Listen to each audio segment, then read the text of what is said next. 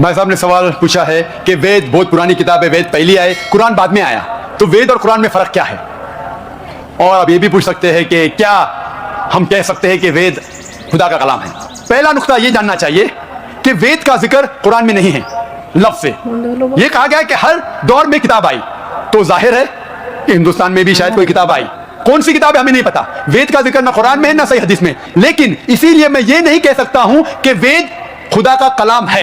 100% नहीं कह सकता हूं, क्योंकि नाम से वेद का जिक्र कुरान में मौजूद नहीं। मैं ये कह सकता हूं कि हो सकता है, मे बी वेद खुदा का कलाम है, हो सकता है, नहीं भी हो सकता, मुझे नहीं पता। लेकिन अगर वेद अल्लाह का कलाम था, अगर मान लो बहस के तौर पे, if we agree for sake of argument, क्या वेद खुदा का कलाम है, तो सिर्फ वो उस वक्त के लिए था और उन लोगों के लिए था, आज के लिए नहीं।